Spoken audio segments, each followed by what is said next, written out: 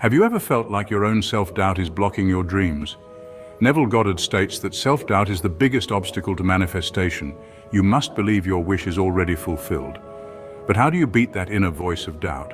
Joe Dispenza explains that building small wins is key.